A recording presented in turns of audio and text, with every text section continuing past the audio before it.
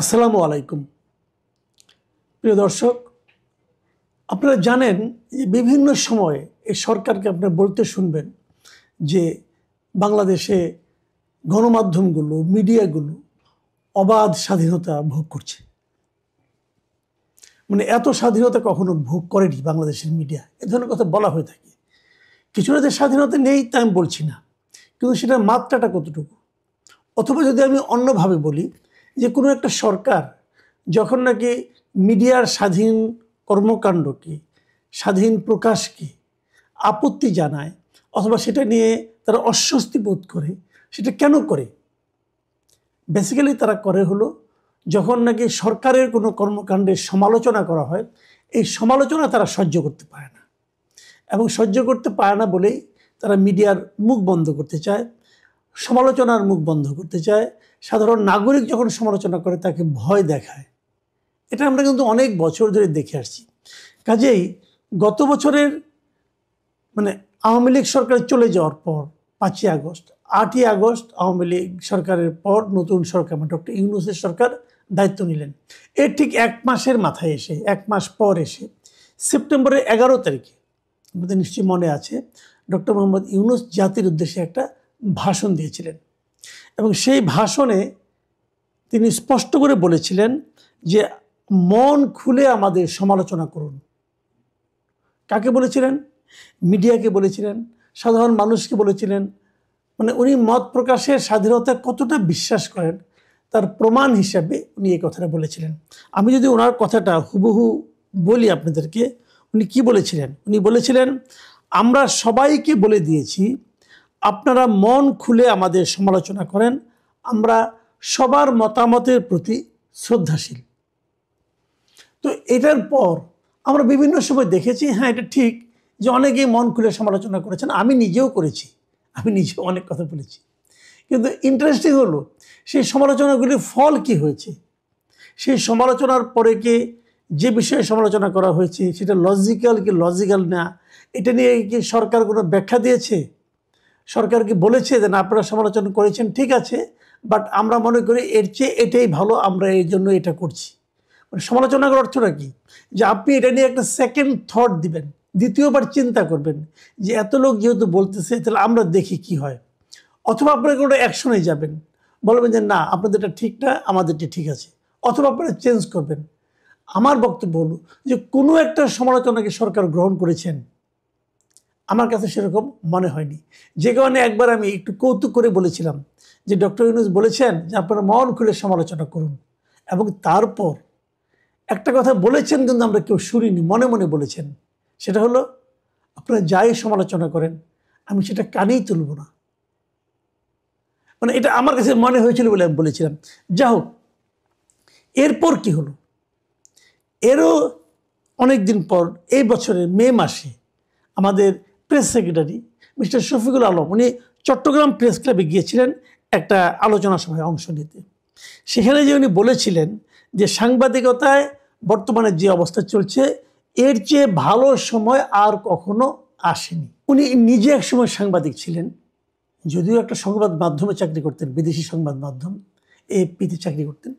তো এই সমস্ত সংবাদ মাধ্যমে না আসলে সরকারের সমালোচনা করার কোনো একটা সুযোগও থাকে না। আর এএফপির তো খুব বেশি একটা ছিল বলে আমি অন্ততপক্ষে আমার সাংবাদিকের জীবনে এএফপিকে খুব বিপ্লবী কোনো ভূমিকা রাখতে দেখেছি আমার মনে পড়ে না।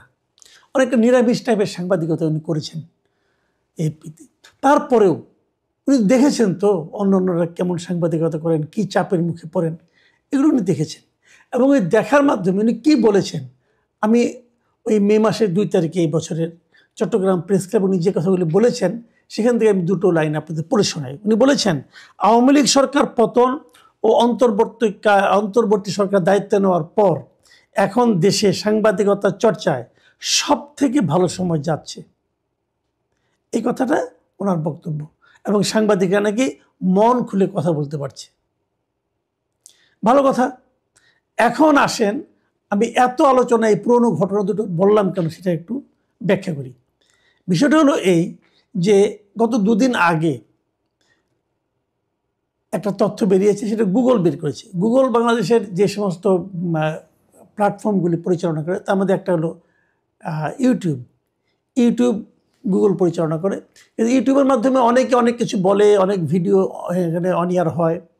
এগুলির ব্যাপারে গুগলের নিজস্ব একটা পলিসি আছে এবং সেই পলিসির মাধ্যমে তারা কিন্তু অনেক ভিডিও কিন্তু ফেলে দেয়। আপনারা শুনলে অবাক হবেন যে বাংলাদেশে গত 2025 সালের জানুয়ারি থেকে জুন পর্যন্ত গুগল কতগুলি ভিডিও ফেলে দিয়েছে ধারণা করতে পারেন? মানে বাংলাদেশ থেকে ভিডিও আপ করা হয়েছে, সেই ভিডিওগুলির মাঝখান থেকে তারা অনেকগুলো ভিডিও ফেলে দিয়েছে যেগুলো নাকি তাদের পলিসি মেনটেন করে হয়নি, হয়তো চুরিচামারি করছে, এর কাছ থেকে নিছে, ওর কাছ থেকে নিছে, বিকৃত করেছে, এই সমস্ত।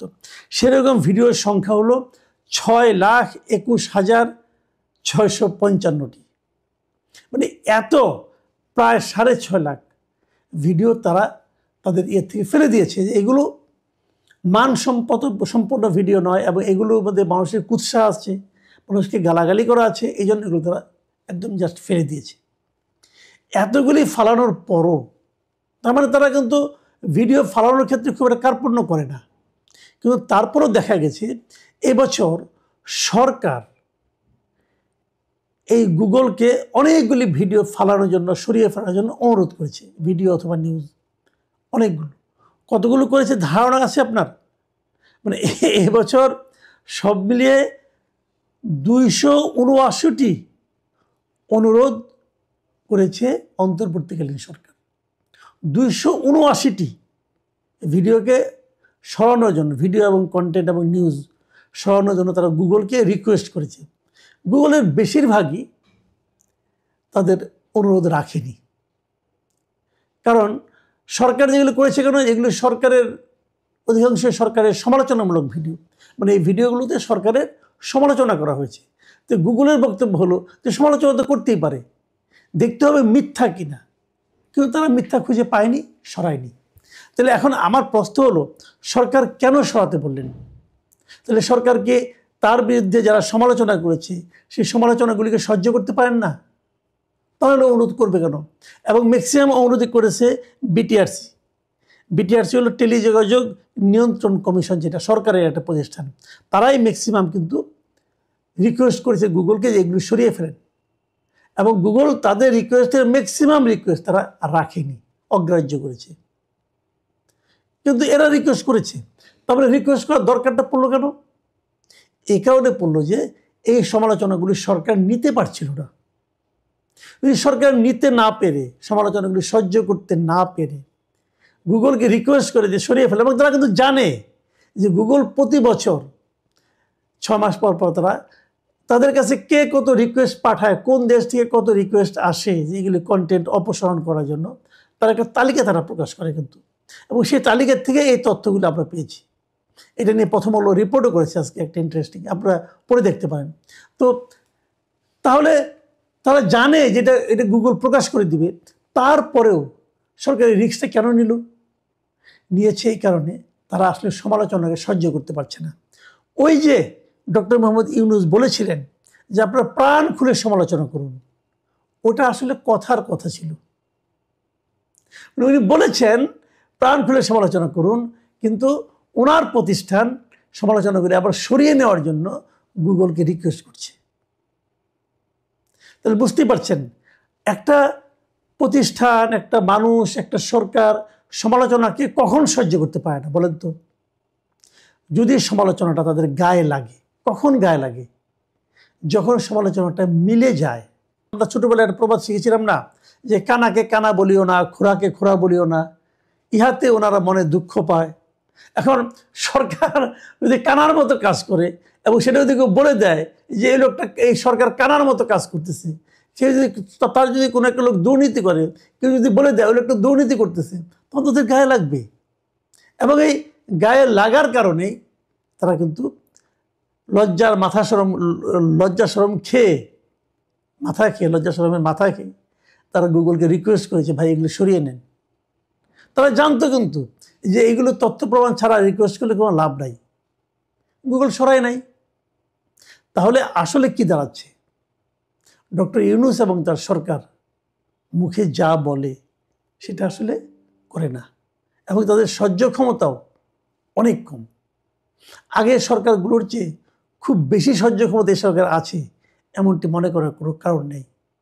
ওই প্রেস সেক্রেটারি সাহেব যতই বলুন যে দেশের মানুষ এখন মানে মিডিয়া এখন স্মরণকালে সবচেয়ে বেশি মানে এত ভালো অবস্থায় কখনো ছিল না, উনি বলেছেন বটে, কিন্তু যারা মিডিয়ায় জব করেন, যারা এর মধ্যে জব হারিয়েছেন, আমরা যারা মিডিয়ার সঙ্গে জড়িত আছি, আমরা কিন্তু শফিক সাহেবের সঙ্গে একমত হতে পারি নাই। প্রিয় দর্শক, আপনারাও নিশ্চয়ই বুঝতে পারছেন, আপনারা কিন্তু দেখবেন বাংলাদেশের মিডিয়াগুলো, পত্রিকাগুলো, টেলিভিশনগুলো সরকারের কোনো সমালোচনা কিন্তু করে না, কেবল স্তুতি, কেবল স্তুতি আর কেবল স্তুতি। যে স্তুতি তারা করে, আসলে কি সরকার অতটা ভালো করছে? ভালো করলে স্তুতি করবেন, আমার কোনো সমস্যা নেই, কিন্তু আসলে কি অতটা ভালো করছে? আমার মনে হয় না। এবং মনে হয় না বলেই সাধারণ দর্শক যারা আছে, পাঠক যারা আছে, তারা কিন্তু এখন নির্বাচন যতই ঘনিয়ে আসছে বলে ধারণা করা হচ্ছে, ততই জামাতে ইসলামের নেতাদের ইসলাম নিয়ে নানা রকমের বিতর্কিত কথাবার্তা আমরা শুনছি। মৌলানা ভাসানী যেমন বলতেন, নীল নদের পানি যেমন নীল নয়, জামাতে ইসলামের ইসলাম তেমন ইসলাম নয়। আমি শুরুতে আসেন আমরা একটু দেখে নিই যে জামাতে ইসলামের বিভিন্ন পর্যায়ের নেতারা যারা আসন্ন সংসদ নির্বাচনে দলের পক্ষ থেকে প্রতিদ্বন্দ্বিতা করবেন, তাদের কয়েকজনের বক্তব্য থেকে কোট করছি এবং ধর্মীয় দৃষ্টিকোণ থেকে এগুলোর আসলে ব্যাখ্যা কি। যেমন ইসলামী ছাত্র শিবিরের একজন নেতা, তিনি বলেছেন যে হযরত মুহাম্মদ সাল্লাল্লাহু আলাইহি সাল্লাম মক্কা থেকে মদিনায় পালিয়ে গিয়েছিলেন। আসলেই কি তিনি পালিয়ে গিয়েছিলেন? নাউজুবিল্লাহ। এটি স্পষ্ট রাসূলুল্লাহ সাল্লাল্লাহু আলাইহি সাল্লামকে অপমান এবং ঐতিহাসিক বিকৃতি। রাসূল সাল্লাল্লাহু আলাইহি সাল্লাম পালিয়ে যাননি, বরং আল্লাহর নির্দেশে হিজরত করেছিলেন। হিজরত তাহলে কি? হিজরত হলো ঈমান রক্ষার জন্য কষ্ট সহিষ্ণু এক মহান ত্যাগ। এটিকে পালানো বলা বড় গুনাহ এবং সেটা ব্লাসফেমির পর্যায়ে পড়ে। আরেক প্রার্থী বলেছেন, নামাজ, রোজা, হজ, যাকাতের চেয়ে নেতা নির্বাচন করা বড় ফরজ।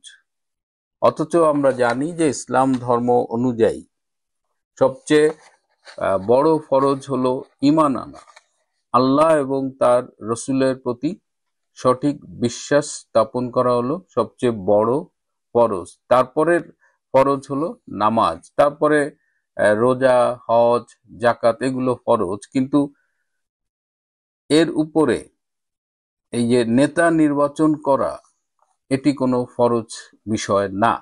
সুতরাং এটা ইসলামের ফরজকে বিকৃত করা, যা গুরুতর গুনাহ। আরেক নেতা বলেছেন, আল্লাহ সিদ্ধান্ত নিয়ে ফেলেছেন, এবার জামাতকে ক্ষমতায় নেবেন। অথচ আমরা জানি যে কেউই আল্লাহর গায়েবের খবর জানেন না। কোরআনে স্পষ্ট বলা আছে, সূরা আন-নামল, গায়েবের জ্ঞান শুধু আল্লাহর কাছেই। সুতরাং এ ধরনের দাবি, গায়েবের জ্ঞান দাবি করা, যা গুরুতর পাপ। আর এক টাউট, সেই ভারতীয় এক নায়িকার আবার ভক্ত, সে বলছে জামাতে ইসলামকে একটি ভোট দিলে 18 কোটি মানুষের নামাজের সওয়াব পাবেন। এটা ইসলামিক ভাবে নির্লজ্জ মিথ্যাচার। সওয়াব শুধুমাত্র ইবাদত ও ভালো কাজ থেকে পাওয়া যায়, ভোট দেওয়া থেকে সওয়াব পাওয়া যায় না। এ ধরনের মিথ্যা সওয়াবের প্রতিশ্রুতি দেওয়া, ধর্মকে বিক্রি করা, মানুষের ঈমান নিয়ে খেলা, বড় রকমের গুনাহ। আবার একজন বলেছে, জামাতকে ভোট না দিলে আপনার ঈমান থাকবে না। অথচ আমরা জানি ইসলাম ধর্ম অনুযায়ী ঈমান নির্ভর করে আল্লাহ, রাসূল, কোরআন, আখিরাত, ফেরেশতা, তাকদীরে বিশ্বাস ইত্যাদির উপর। কাউকে ভোট দেওয়া বা না দেওয়া কখনোই কাউকে মুমিন বা কাফির বানায় না। এ ধরনের কথার নাম হলো তাকফির, অর্থাৎ কাউকে অবিশ্বাসী ঘোষণা করা, যা ইসলামে খুব কঠোরভাবে নিষিদ্ধ করা হয়েছে। আবার একদল বলছে জামাতে ইসলামীর যে মৃত্যুর পরে প্রথম প্রশ্ন হবে, আপনি কোন মার্কায় ভোট দিয়েছেন। এই যে জামাতের যে মহিলা রাজাকারগুলো আছে, এগুলো বাড়ি বাড়ি গিয়ে মহিলাদের কাছে গিয়ে এগুলো বলে। অথচ আমরা জানি যে কবরে প্রথম প্রশ্ন হবে যে তোমার রব কে, তারপরে জিজ্ঞেস করা হবে তোমার ধর্ম কি, তোমার নবী কে। ভোট নিয়ে কখনোই কবরে কোনো প্রশ্ন করা হবে না। এটা বলা মানে হলো আপনি ইসলামকে নিয়ে ঠাট্টা করতেছেন। এটা ধর্ম নিয়ে একটা বড় মিথ্যা উদ্ভাবন এবং এটা একটা বড় গুনাহ। আবার দেখলাম যে একজন বলছে মসজিদের ভেতরে আজান দেওয়া জায়েজ না, অথচ ইসলাম বলছে আজান মসজিদের ভেতরে, মাইকে, মিনারের নিচে, সব জায়গায় দেওয়া যায়। মসজিদের ভেতরে আজান দেওয়া নিষেধ এমন কোনো প্রমাণ নেই। আমি এই বিষয়গুলো নিয়ে আজকে একজন ইসলামী স্কলারের সাথে কথা বললাম। তা আমি তাকে জিজ্ঞেস করেছিলাম যে জামায়াতে ইসলাম নামে একটা রাজনৈতিক দল আছে বাংলাদেশে, তো তারা এরকম এই যে এসব বক্তব্য দিচ্ছে, আমি এই এক্সাম্পল গুলো দিয়ে বললাম যে এগুলো কি ইসলামের সঙ্গে সামঞ্জস্যপূর্ণ কিনা। তো তিনি আমাকে বললেন যে না, এগুলো আদৌ সামঞ্জস্যপূর্ণ নয়, এ ধরনের দাবিগুলো ইসলাম সম্মত নয়, বরং এগুলো স্পষ্ট মিথ্যাচার, বিভ্রান্তি এবং ধর্মকে রাজনৈতিক স্বার্থে ব্যবহার করা, যেটা জামাতি ইসলামী জন্মের পর থেকেই করে আসছে। তা আপনি যদি তাদের ইতিহাস, জন্মের ইতিহাস দেখেন, এগুলো মৌদুদি থেকে শুরু করে যত নেতা আসছে, আমাদের গোলাম আজম, সে তো 71 সালে, এই যে এখন যা যা দেখতেছেন ঠিক 71 সালে এই অপকর্মগুলো গোলাম আজম এবং তার সাঙ্গপাঙ্গরা করছিল।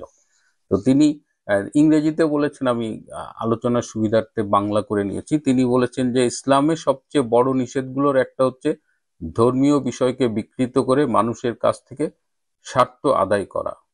হাদিসে আছে, যে ব্যক্তি আমার নামে মিথ্যা কথা বলবে তার জন্য জাহান্নামের জায়গা প্রস্তুত। রাজনীতির জন্য ইসলামকে বিকৃত করা আরো বড় গুনাহ। তা আমি জিজ্ঞেস করেছিলাম যে এসব বক্তব্য থেকে ইসলামের দৃষ্টিতে কি গুনাহ হবে, মানে কি ধরনের গুনাহ হবে যদি ইসলামের অপব্যবহার করা হয়। তো তিনি আমাকে বলেছেন আল্লাহ ও রাসূল সাল্লাল্লাহু আলাইহি সাল্লামের নামে মিথ্যা বলা, এটা হলো বড় ধরনের কবিরা গুনাহ। ধর্মকে রাজনৈতিক উদ্দেশ্যে ব্যবহার করা হলো গুনাহে আজিম। মানুষের ঈমান নিয়ে খেলা মারাত্মক অপরাধ।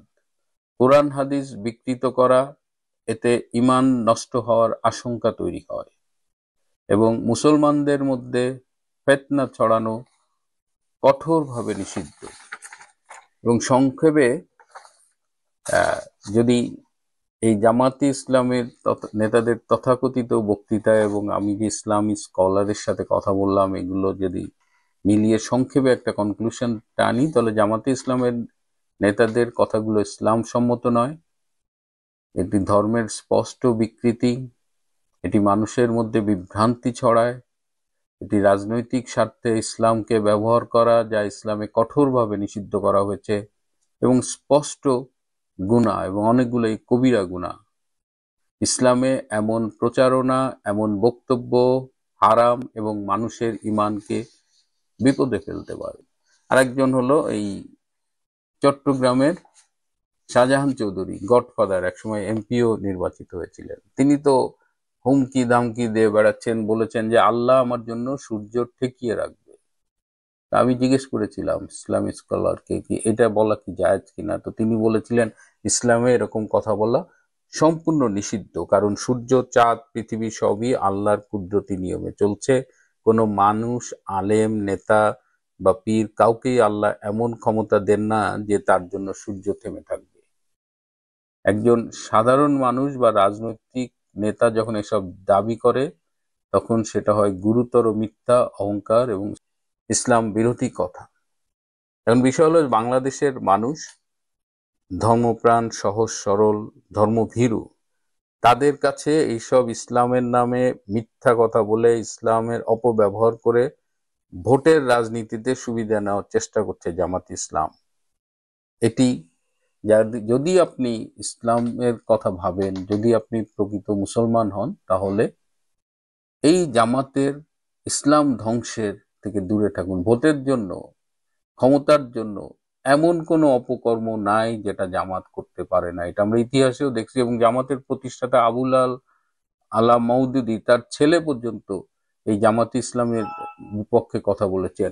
তিনি বলেছেন যে তার বাবা তার কোনো সন্তানকেই জামাত ইসলামের রাজনীতির সাথে সম্পৃক্ত করেননি। দেখবেন জামাত ইসলামের ছেলেদের সন্তানদের দেখবেন বিদেশে পড়ায় নিয়ে আসে, তাদের সন্তানদের কিন্তু মাদ্রাসায় পড়ায় না, খুব রেয়ার। এবং এই জামাতের এই ভণ্ডামির থেকে আমাদের কি করে রক্ষা পাওয়া যায় সেটা দেখতে হবে। এবং এই জামাতি ইসলামী এর 71 সালের পরাজিত শক্তি, তারা এখন শোধ নিতে চাচ্ছে। এবং শেষে আজকে ঢাকায় পাকিস্তান হাইকমিশনে একটা বিশেষ পার্টি ছিল যে পাকিস্তানের সেনাপ্রধান সৈয়দ আসিম মুনির, তিনি সম্প্রতি সব বাহিনীর প্রধান, চিফ অফ ডিফেন্স ফোর্স হিসেবে নির্বাচিত হয়েছেন। তাকে গভর্নমেন্ট সব বাহিনীর প্রধান করেছেন, ফিল্ড মার্শাল আসিম মুনির। তার এই ডিফেন্স ফোর্সের চিফ হওয়াকে সেলিব্রেট করছে আজকে পাকিস্তান হাইকমিশনের ঢাকা অফিস, এবং সেখানে আমাদের বিএনপি, জামাত সহ অনেক পার্টির লোকজন গিয়েছিল, এবং সেখানে নানা রকমের খাওয়া দাওয়া এবং ব্যাপক পান হয়েছে। বাংলাদেশে এই যে সামনের মাসে বিজয় দিবস আসতেছে, গত বছরের মতো এবছরও বিজয় দিবস পালন করা হবে না ঠিক মতো, বিজয় দিবসের প্যারেড বাতিল করা হয়েছে। অথচ পাকিস্তানে কোথায় কোন সেনাপ্রধান কোন পজিশন পেয়েছে সেটা উদযাপন করতেছে বাংলাদেশের রাজনৈতিক নেতারা ঢাকায় বসে। সংস্কার করতে না পারলেও ডক্টর ইউনূস বাংলাদেশটাকে যে পাকিস্তানিকরণ করার সর্বোচ্চ চেষ্টা করে গেছে, এই সব ঘটনার থেকে আমরা সেটা দেখতে পারি। এইভাবে তো মুক্তিযুদ্ধ কেন হচ্ছে, কি কারণে হচ্ছে, এবং এগুলোর ভবিষ্যৎ কি, তা নিয়ে যদি আপনাকে আলোচনা করতে হয়, সঙ্গত কারণেই জামাতের প্রসঙ্গে এসে যায়, বিএনপির প্রসঙ্গ আসে। তো আজকের এই ভিডিওতে জামাত নিয়ে আলোচনা করব, যদিও আমি ব্যক্তিগতভাবে ঠিক জামাত নিয়ে কথা বলতে স্বাচ্ছন্দ্য বোধ করি না। জামাতের প্রতি বিরাগের জন্য নয়, কিংবা অনুরাগের জন্য নয়, স্বাচ্ছন্দ্য বোধ করি না এই কারণে যে ঠিক 1986 সন থেকে আমি এই দলটিকে ঘনিষ্ঠভাবে দেখে আসছি একজন সাংবাদিক হিসেবে। পরবর্তীতে আমি যখন 91 থেকে একেবারে 2001 পর্যন্ত 10 বছর ব্যবসা বাণিজ্য করেছি, এর বাইরে অন্য কোনো কিছু চিন্তা ভাবনা করিনি। তখন আসলে কোনো রাজনৈতিক দল নিয়ে আমি আসলে ওরকম চিন্তা ভাবনা করিনি। কিন্তু যখন 2001 সনে জাতীয় নির্বাচনে অংশগ্রহণ করার জন্য আমি তৃণমূলে কাজ শুরু করলাম, তো সেখানে আমার যে নির্বাচনী এলাকা, সেখানে আমার প্রতিদ্বন্দ্বী হিসেবে জামাতের একজন প্রার্থী ছিলেন বিখ্যাত আব্দুল কাদের মোল্লা। আমাদের বাড়ি একই উপজেলাতে, তবে বেশ খানিকটা দূরত্বে, ধরুন 10-12 কিলোমিটার দূরত্ব হবে তার বাড়ি। কিন্তু কয়েকটি কারণে তার সঙ্গে আমার ব্যক্তিগত সম্পর্কের যে বন্ধনটা, এটি অম্লান ছিল। প্রথম কারণ হলো, আমি যে স্কুলে পড়তাম, বাসুরসী শিবসুন্দরী হাই স্কুল, এই স্কুলে তিনি 60-এর দশকে শিক্ষকতা করতেন, সম্ভবত 66, 67, 68 সনে। এবং আমার ফুফু, চাচা অনেকেই তার ছাত্র ছিলেন, যারা ওই স্কুলে ওই সময়টাতে পড়াশোনা করতেন, এবং যারা স্বাধীনতা যুদ্ধকালীন সময়, পরবর্তী সময় খুব বড় বড় পদে, সরকারি বেসরকারি বড় বড় পদে, কিংবা ব্যবসায়িক হিসেবে খুব ভালো অবস্থানে পৌঁছে গিয়েছিলেন। তো তাদের শিক্ষক ছিলেন জনাব আব্দুল কাদের মোল্লা। এবং স্কুলের পাশে তিনি যে বাড়িটিতে থাকতেন কাছাকাছি, সেই বাড়িটি আমার এক আত্মীয়, নিকট আত্মীয়, সেই বাড়িতে তিনি থাকতেন। তো ওই আমলে, যেটা 60-এর দশকে হতো, যে বাড়িতে থাকতেন সেই বাড়ির ছেলে মেয়েদেরকে পড়াতেন, তারপরে স্কুলের শিক্ষকতা করতেন। এটা ওই সময়টিতে একেবারে যাকে বলা হয় স্বাভাবিক একটা বিষয় ছিল। তো পরবর্তীতে যখন সাংবাদিকতা শুরু করলাম, তখন দেখলাম যে কাদের মোল্লাও সাংবাদিক, এবং যেন তেন সাংবাদিক না, বেশ বড় সাংবাদিক। আমাদের পরিবারে তখন বেশ কয়েকজন নামকরা সাংবাদিক আছেন। তার মধ্যে বিচিত্রার চিফ রিপোর্টার ছিলেন জনাব কাজী জাওয়াদ, তারপর অবজারভারের চিফ রিপোর্টার ছিলেন জনাব খলিলুর রহমান, আরেকজন ছিলেন শহীদুজ্জামান খান। উনি অবজারভারের ফাইন্যান্সিয়াল পেজ দেখতেন এবং পরবর্তীতে ফাইন্যান্সিয়াল এক্সপ্রেসের এডিটর হয়েছিলেন। ডেইলি স্টারে চাকরি করতেন। তো সংবাদপত্র জগতের সঙ্গে আমাদের যে সম্পর্ক, সেই সম্পর্কটা দীর্ঘদিনের। আরও পুরনো দিকে গেলে আরও অনেককে পাওয়া যাবে এই লেখক সাংবাদিক হিসেবে। তো এর মধ্যে কাদের মোল্লাও আছেন আমাদের বাড়ির একেবারে কাছাকাছিতে। তো সেই সুবাদে ওনার সঙ্গে আমার একটা সম্পর্ক হলো সাংবাদিক হিসেবে। দ্বিতীয়ত যে উনি যেহেতু ওই আমি যে স্কুলে পড়তাম সেই স্কুলের শিক্ষক ছিলেন, সেই সুবাদে একটা সম্পর্ক হলো। আর 1986-এ জামাত যখন ইলেকশন করলো তখন ওই সদরপুরের ওই আসনে তিনি সংসদ সদস্য হিসেবে জামাতের প্রার্থী ছিলেন। আর আমি যখন 2001 সনে প্রার্থী হিসেবে সদরপুর চরভদ্রসনে গেলাম তখনও তিনি সেখানে জামাতের প্রার্থী ছিলেন। তো আমরা যে কজন আওয়ামী লীগের লোকজন ছিলাম, আমি ছিলাম, জনাব একে আজাদ সাহেব ছিলেন হামিম গ্রুপের, এখন চ্যানেল 24-এর মালিক, এরকম আরও এই দুজনের সঙ্গেই ওনার ব্যক্তিগত সম্পর্ক খুব ভালো ছিল। জনাব কাদের মোল্লা সাহেবের, বিশেষ করে আজাদ সাহেবের সঙ্গে খুবই ভালো সম্পর্ক ছিল। উনি আমাদের সঙ্গে কথাবার্তা বলতেন। সেই সুবাদে জামাতকে দেখার সুযোগ হয়েছে কাছাকাছি। এর বাইরে অন্যান্য যে সকল শীর্ষ নেতৃবৃন্দ রয়েছেন জামাতের, গোলাম আজম সাহেব সহ, তাদের অনেকের সঙ্গে সাংবাদিক হিসেবে যতটুক ঘনিষ্ঠ হওয়ার সুযোগ ছিল সেটা হয়েছি।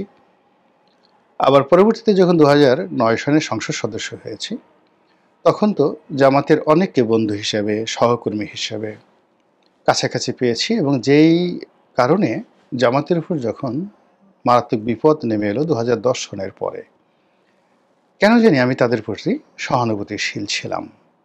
বুঝে হোক না বুঝে হোক সহানুভূতিশীল ছিলাম এবং তাদের পক্ষে অনেক কথা বলেছি, অনেক কিছু লিখেছি। তো সেই সুবাদে জামাত নিয়ে আসলে নেতিবাচক কথা বলাটা আসলে আমার স্বভাবের, আমি সেটা বলবও না।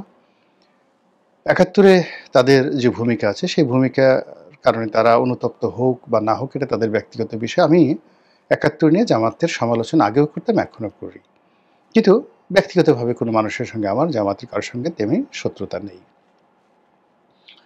তো জামাত সম্পর্কে আমার যে ধারণা ছিল সেই ধারণাটা হয়তো সারা জীবনে থাকতো, কিন্তু যদি এই জুলাই আগস্ট বিপ্লব না হতো তাহলে আমার কাছে মনে হতো যে আমি একটা শিশু হিসেবে মারা গিয়েছি। এই অল্প সময়ের মধ্যে জামাতের যে বিবর্তন এবং জামাতের যে আবর্তন, আপনারা তো বিবর্তন বুঝেন যে একটি জায়গা থেকে রাতারাতি পরিবর্তন হয়ে অন্য কিছুতে পরিণত হওয়া, যেমন বানর থেকে মানুষ হওয়া, মানুষ থেকে জানোয়ার হওয়া ইত্যাদি নানা রকম যে কথাগুলো আমরা বলে থাকি। তো এটাকে বলা হয় বিবর্তন, জাস্ট পরিবর্তন। আর আবর্তন হলো ঘূর্ণিপাক, চারিদিকে ঘোরা। তো জামাতের যে বিবর্তন এবং আবর্তন এই গত 14 মাসে দেখছি, এটা যদি না দেখে আমি মরে যেতাম আমার কাছে মনে হতো একটা শিশু হিসেবে আমি মারা যাচ্ছি। তো এই কারণে আসলে যেহেতু দীর্ঘদিন জামাত সম্পর্কে আমি খুব সফটেন ছিলাম, জামাতের অনেক লোকজন হয়তো আমাকে ভালোবাসতেন, স্নেহ করতেন, শ্রদ্ধা করতেন, অনেক হয়তো স্বপ্ন দেখতেন যে গোলাম মোল্লা রনি একটা সময় হয়তো জামাত করবে, তারা দোয়া করতেন। তো আমি আসলে জামাত সম্পর্কে আমার যে আইডিওলজি, সেই আইডিওলজি আমার যে পার্লামেন্টে 2009 সনে আমি যে প্রথম একটা বক্তব্য দিয়েছিলাম সেই আহলে সুন্নাতুল জামাতের অনুসরণে, ঠিক সেই বক্তব্যে আমি আজও আছি। কিন্তু ইন পার্সন ব্যবহারের ক্ষেত্রে আমি জামাতের নিকট সবসময় ভদ্রতা প্রদর্শন করেছি, তাদের ব্যাপারে ইতিবাচক ধারণা করেছি ব্যক্তিগত পর্যায়ে। এনিওয়ে, এখন 14 মাস ধরে জামাত দেশ চালাচ্ছে, এরকম কথাবার্তা। আসলে তারা কতটুকু চালাতে পারছে তারা জামাতই ভালো বলতে পারবেন, কিন্তু সাধারণ মানুষ মনে করছেন যে পুরো দেশ তারা চালাচ্ছেন। আর ডক্টর মোহাম্মদ ইউনূস সরকারের উপরে তাদের যে আধিপত্য এটা সীমাহীন। আগামীতে ছলে বলে কৌশলে তারা ক্ষমতায় আসবে, এটি নিশ্চিত না হওয়া পর্যন্ত ভোট যেন না হয়, ভোট যেন ডিলে হয়, এ ব্যাপারে জামাতের যত শক্তি আছে জলে স্থলে অন্তরিক্ষে তারা সেই শক্তি প্রয়োগ করবে। এটি হলো সাধারণ মানুষের বিশ্বাস। তো নির্বাচন যত কাছাকাছি আসছে, বিশেষ করে যে এই মুহূর্তে বিএনপি তাদের প্রার্থী তালিকা ঘোষণা করে ফেলেছে, সেই সময় থেকে পুরো বাংলাদেশের টেকনাফ থেকে তেঁতুলিয়া পর্যন্ত নির্বাচনের যে একটা হাওয়া বইছে, সেই হাওয়াটা আসলে বলতে গেলে 99% হাওয়াটা বিএনপির দিকে, এবং সেখানকার থানা বলেন, পুলিশ বলেন, প্রশাসন বলেন, ডিসি এসপি বলেন, তারা সবাই এখন বিএনপি নেতাদের কথায় চলছে। এটা বাস্তবতা। কিন্তু এই যে প্রার্থী ঘোষণা করার আগ পর্যন্ত অনেক অনেক জেলাতে, অনেক অনেক উপজেলাতে তারা মানে জামাতের কথা মতো চলতেন। জামাত হয়তো সেখানে মামলা মোকদ্দমা করেনি বা বিএনপি লোকের মতো চাঁদাবাজি করেনি, কিন্তু থানা পুলিশ প্রশাসন তাদেরকে বেশ সমীহ করতেন। কিন্তু এই যে নির্বাচনের তফসিল যত কাছাকাছি আসছে, বিএনপির প্রার্থী ঘোষণা হওয়ার পর থেকে যে পরিস্থিতি তৈরি হয়েছে, তাতে করে এই যে প্রশাসনের উপরে যে আমাদের যে আধিপত্য, সেটা এখন নেই বললেই চলে। এর ফলে কি হলো, তাদের যে সুখ, তাদের যে স্বপ্ন, তাদের যে স্বপ্ন বাসর, সব কিছু ঝুঁকির মধ্যে পড়েছে। আর এতে করে তারা মেজাজ হারিয়ে ফেলছেন, অনেকে পথ হারিয়ে ফেলছেন, এবং যে যেভাবে পারছেন এমনভাবে কথা বলছেন, সেই কথাবার্তার সঙ্গে জামাতের নীতি এবং আদর্শের যেমন মিল নেই, একই সঙ্গে তারা তাদের যে একটা পোর্ট্রেট বা তৈলচিত্র বা তাদের যে একটা স্কেচ মানুষের মনে তারা তৈরি করে ফেলেছিল সেই দীর্ঘদিন ধরে, তো সেখানে আসলে ইদানিংকালে তাদের যে গলার স্বর, যেভাবে আঙ্গুল উচ্চাচ্ছেন, যেভাবে চোখ গোল গোল করে কথা বলছেন, যেভাবে তারা অলৌকিকত্ব দেখাতে চাচ্ছেন, যেভাবে তারা স্পিরিচুয়ালিটি যেটিকে বলা হয়, আধ্যাত্মিকতা দেখাতে চাচ্ছেন, এটি আসলে জামাতের সঙ্গে যায় না।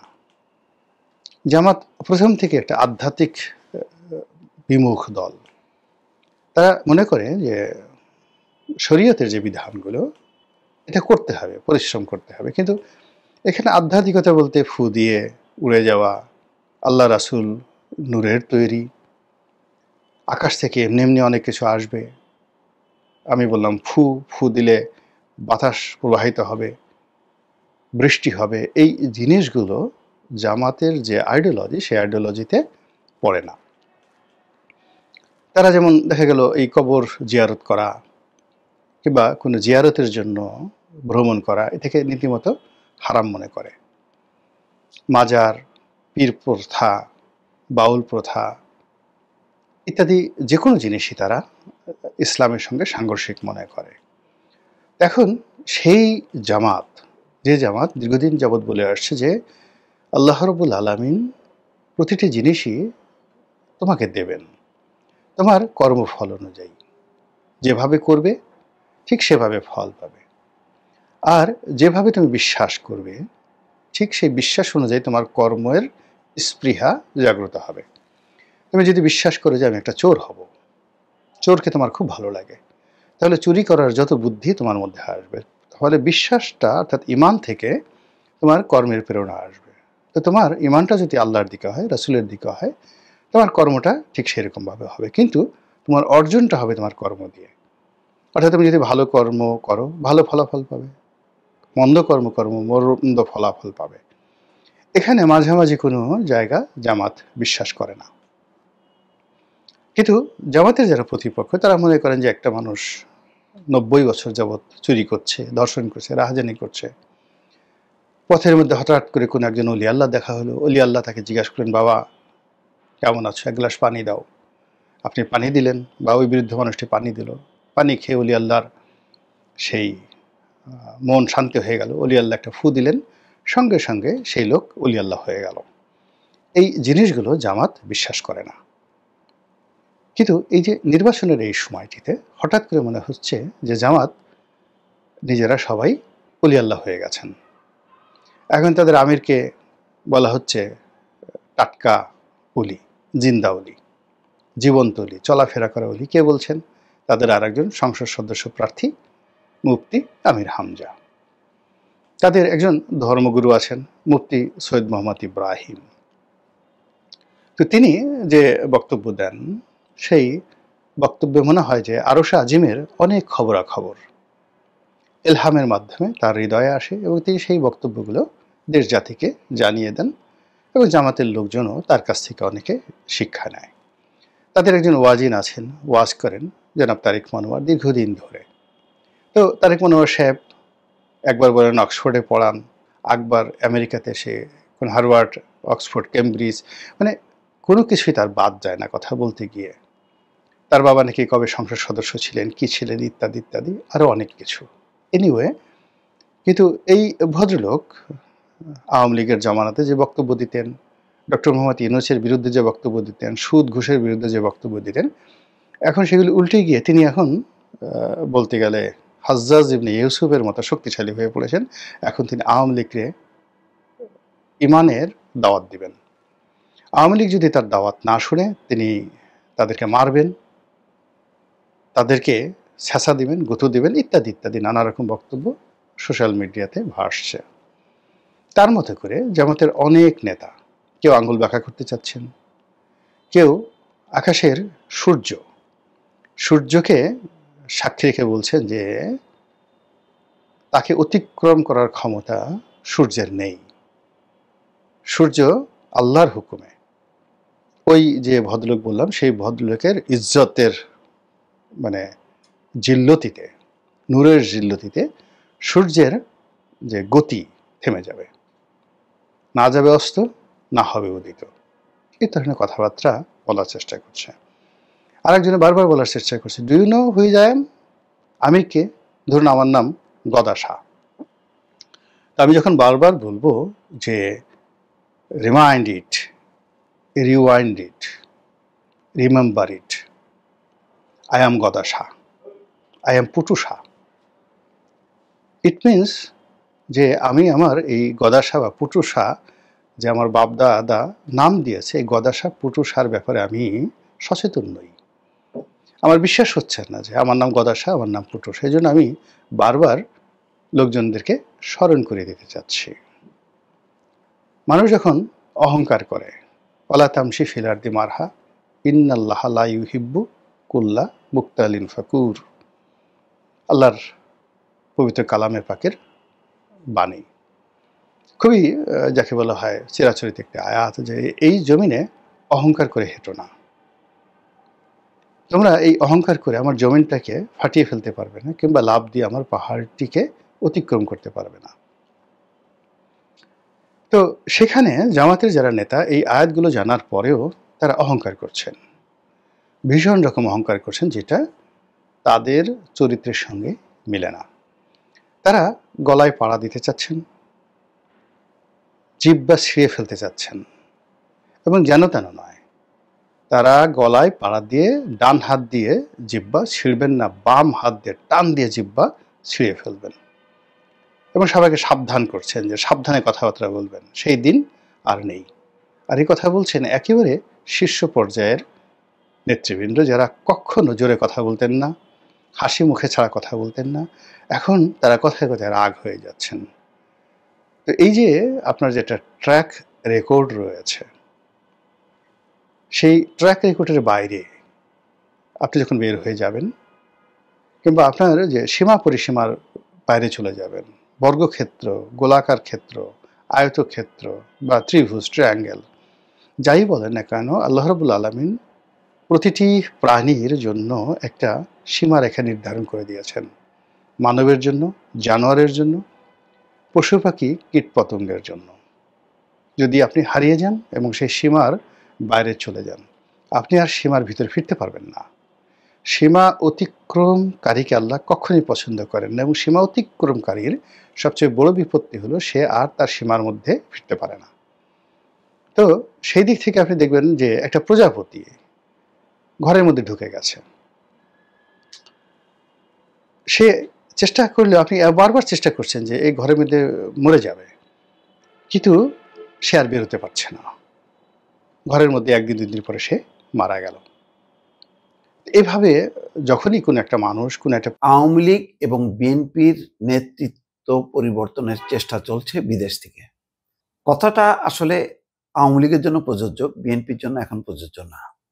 কিন্তু তিনি খুব কৌশলে বিএনপিকে জড়ায় নিছে, যাতে ওই যে -2 ফর্মুলার মতন কথাটা সামনে আনলে বিএনপিও যাতে একটু উত্তেজিত হয়, তাতে বেনিফিট পাবে আওয়ামী লীগ।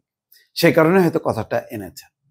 দেখেন, এই কথা বলার মধ্য দিয়ে অনেক কিছু ইঙ্গিত করে। ইঙ্গিত করে এইটা যে হয়তো ভারত মনে করছে যে না, হাসিনার ব্যাপারে তাদের একটা কমিটমেন্ট আছে, ব্যক্তিগত পর্যায়ে থাকুক, কিন্তু পলিটিক্যাল কমিটমেন্ট আর তারা রাখতে চায় না হাসিনার প্রতি। বাংলাদেশের একটা আদালত, যে আদালত তাকে মৃত্যুদণ্ড দিয়েছে, এরপরে ভারত আরো চাপের মধ্যে পড়েছে। এখন এই চাপ থেকে মুক্ত হতে চায় এই কারণে যে যদি ভারত এই ব্যাপারে যদি আগের অবস্থানেই থাকে, তাহলে বর্তমান সরকার তো বটেই, সেটা না গেল, কিন্তু আগামী সরকারের সাথেও ভারতের সুসম্পর্ক গড়ে উঠবে না, অর্থাৎ ভারত আরো পেছাবে। আর ভারত মনে করে যে আওয়ামী লীগকে দিয়েই ভবিষ্যতে তারা আস্তে আস্তে এগোবে। সেই ক্ষেত্রে হাসিনা নিজে যদি থাকে নেতৃত্বের আসনে, তাহলে এই আওয়ামী লীগকে কোনোভাবে বাংলাদেশের কোনো রাজনৈতিক দল গ্রহণ করবে না। ফলে একটা বিরাট একটা মানে দীর্ঘমেয়াদী একটি অচল অবস্থার মধ্যে পড়বে ভারত। ভারত এটার অবসান চায়। ভারত চায় নির্বাচিত সরকারের সঙ্গে একটা আপোষ মীমাংসা করতে। সেটা কি, যে শেখ হাসিনা দিল্লিতে থাকবেন কিন্তু তিনি রাজনীতি করতে পারবেন না। শেখ হাসিনা দিল্লিতে থাকবেন, কোনো ভাষণ দিতে পারবেন না, অর্থাৎ নীরবে নিভৃতে থাকবেন, এইটুক পর্যন্ত তারা অ্যালাউ করবে। বাকি তারা চায় যে হাসিনা বা শেখ মুজিবের পরিবার থেকে আওয়ামী লীগ যাতে বিচ্ছিন্ন হয়ে আর একটা নতুন ফরমেশনে সামনে এগোয়, ওই যে রিফাইন্ড আওয়ামী লীগ। তাহলে বাংলাদেশের রাজনৈতিক নেতৃত্বের সাথে একটা দর কষাকষি করার সুযোগ থাকবে, যে এই রিফাইন্ড আওয়ামী লীগের রাজনীতি করার সুযোগ দাও। এই ব্যাপারে সম্ভবত পশ্চিমারাও আপত্তি করবে না। তো এইটা আসলে এই ভারতের এই উদ্যোগ বা চাওয়াটা সজীব ওয়াজের জয় এবং তার মা হাসিনা ভালোভাবে নেননি। ফলে তারা ক্ষুব্ধ হয়েছে। এখন হাসিনা তো নিজে বলতে পারেন না, এটা জয়কে দিয়ে সামনে আনছে এবং এর সাথে বিএনপিকে আবার জড়াই দিচ্ছে। আসলে এখন বিএনপি এই পর্যায়ে নেই, কারণ বিএনপির এখন নেতৃত্ব খালেদা জিয়ার হাত থেকে এখন চলে গেছে তারেক রহমানের হাতে, এটাই বাস্তব। তো আর বর্তমানে যেই রাজনৈতিক কাঠামো বাংলাদেশে, তাতে তারেক রহমানের নেতৃত্ব নিয়ে বা বিএনপির নেতৃত্ব নিয়ে কারো কোনো বাধা নেই। এই অবস্থায় আওয়ামী লীগ একটা বিপদেই পড়ছে শেখ হাসিনাকে নিয়ে। এখন আওয়ামী লীগ যদি বাঁচতে চায়, শেখ হাসিনাকে ত্যাগ করতে হবে, অথবা শেখ হাসিনা যদি নিজে বাঁচতে চান, তাহলে আওয়ামী লীগকে ত্যাগ করতে হবে। এইরকম একটা পরিস্থিতি তৈরি হয়েছে।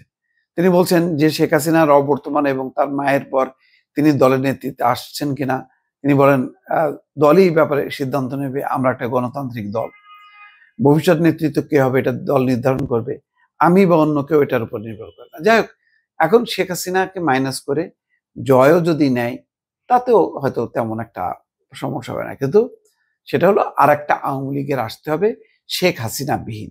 এটা হলো চূড়ান্ত কথা।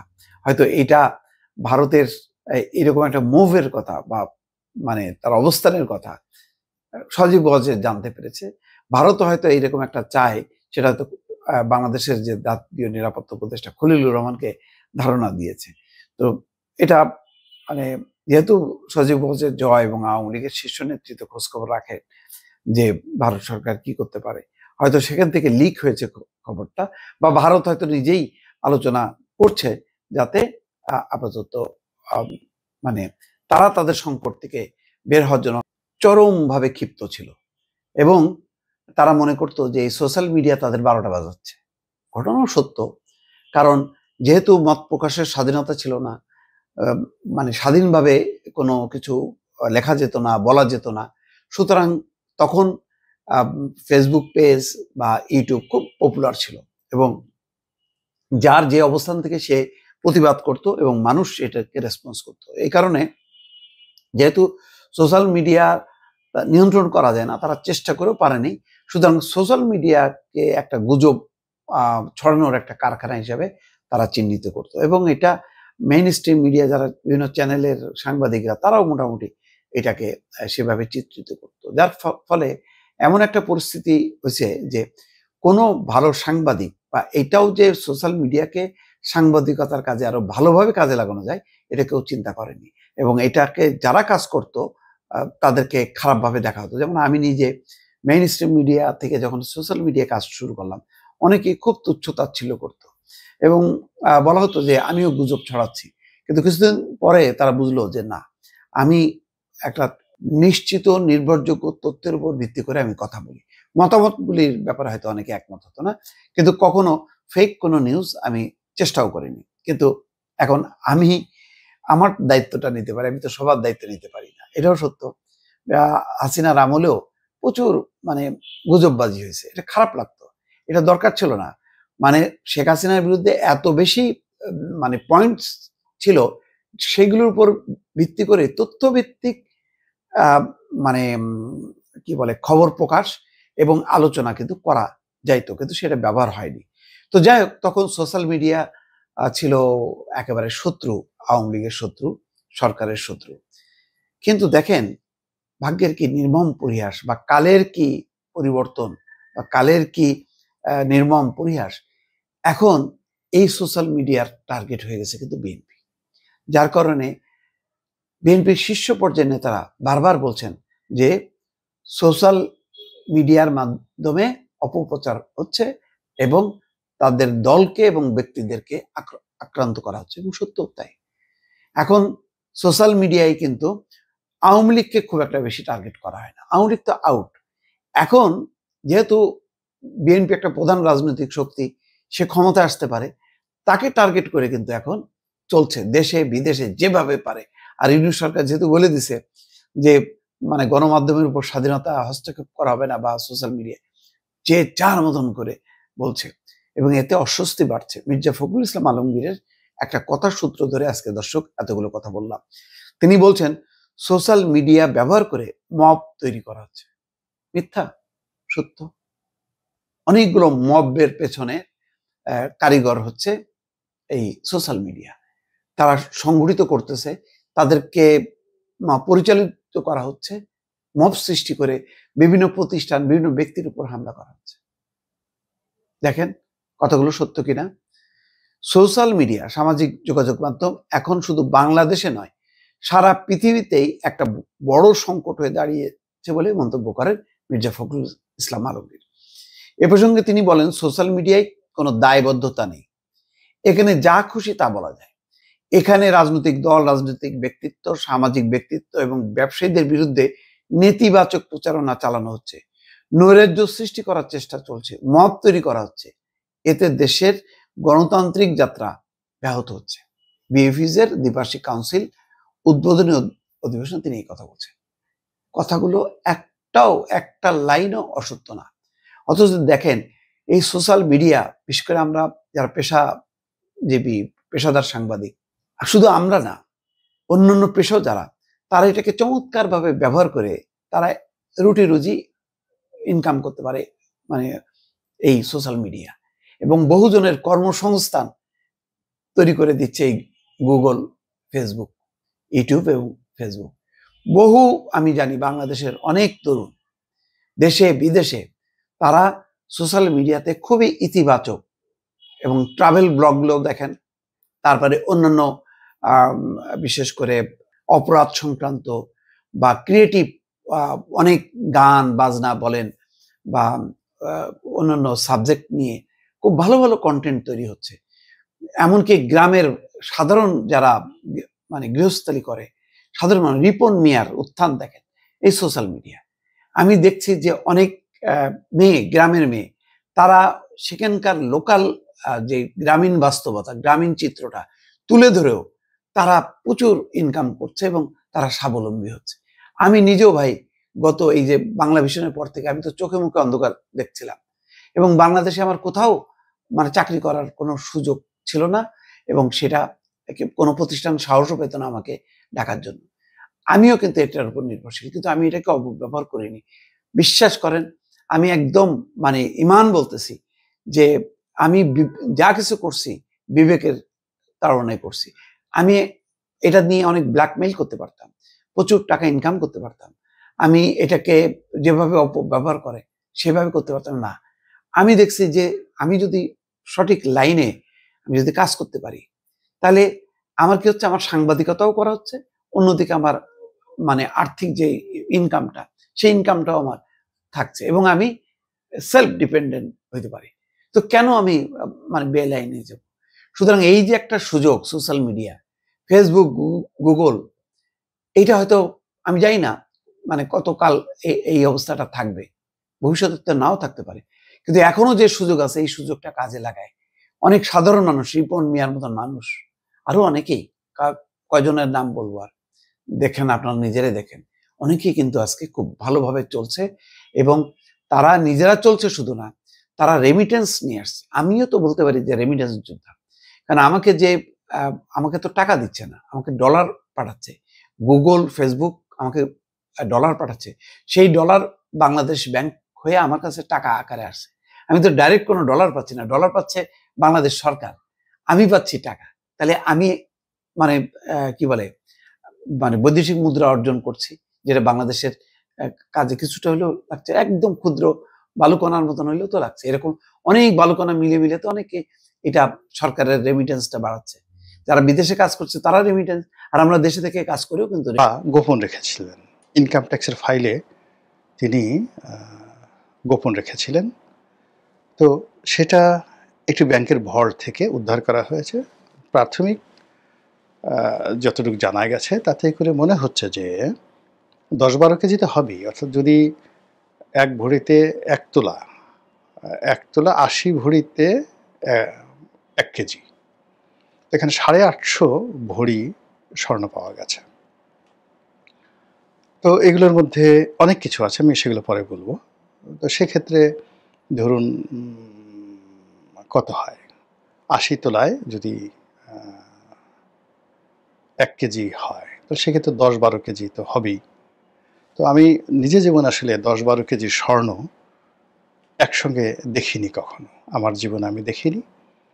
আর এখন 1 ভরি স্বর্ণের দাম প্রায় 2.25 লক্ষ টাকা, আর সেই 2.25 লক্ষ টাকা ইন্টু 850, মানে সেটা গুণ করলে কত হয়, এত টাকা মানে শেখ হাসিনা শুধুমাত্র স্বর্ণ দিয়ে আছেন।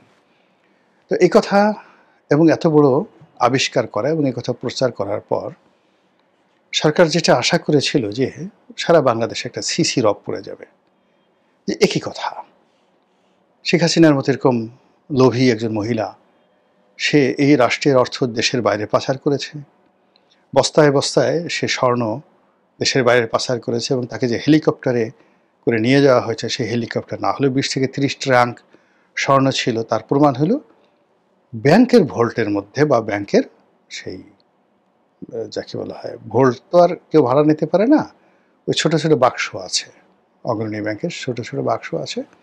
আমি জানি না এরকম একটা বাক্সতে আমার কোনো লকার নেই, যেটাকে লকার বলা হয়। এই ব্যাংকের একটা লকারে আসলে কতটুকু স্বর্ণ রাখা যায়, কতগুলো দলিল রাখা যায়, তার নামে 2টো লকার বরাদ্দ ছিল। এই 2টো লকারের আকার কতটুকু, আয়তন কতটুকু, এবং সেখানে যে সকল জিনিস পাওয়া গেছে বলে বলা হচ্ছে, যেমন সেখানে একটা সোনার হরিণ পাওয়া গেছে, আবার সেই হরিণের বিভিন্ন অঙ্গ প্রত্যঙ্গ তামা দিয়ে জোড়া দেওয়া হয়েছে। তো চিন্তা করেন যে শেখ হাসিনার, তিনি যে পাগল, তার মাথায় যে কোনো বুদ্ধি নেই এবং তার যে কোনো রুচি নেই, এটা ওনার এই সোনার হরিণ দেখলে বোঝা যায়। তিনি স্বর্ণ দিয়ে হরিণ তৈরি করেছেন, সোনা দিয়ে হরিণ তৈরি করেছেন, সোনার হরিণ, কিন্তু সেই হরিণের হাত পায়ের যে বন্ধন, এটা দিয়েছেন তামা দিয়ে।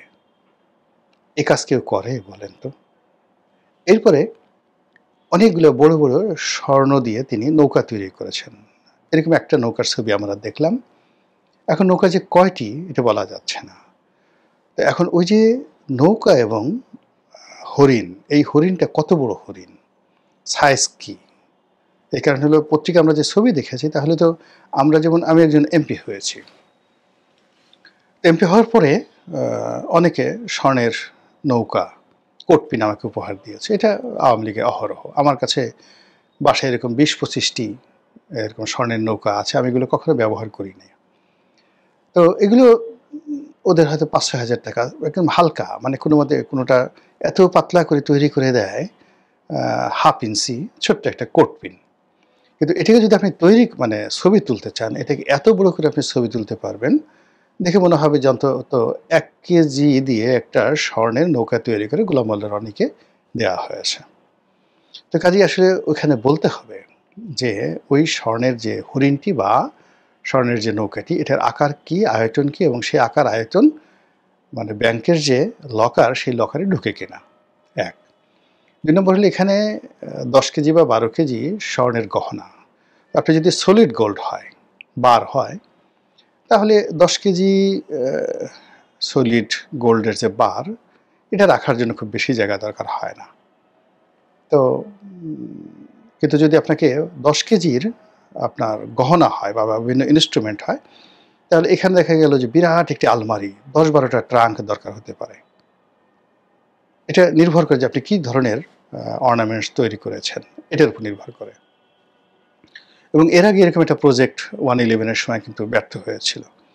অর্থাৎ বলা হয়েছিল যে ব্রিফকেসে করে শেখ হাসিনাকে ঘুষ দিয়েছেন একজন ব্যবসায়ী 2 কোটি না কত কোটি টাকা বা 20 কোটি টাকা, এরকম একটা গল্প 111-এর সরকার ছড়ালো।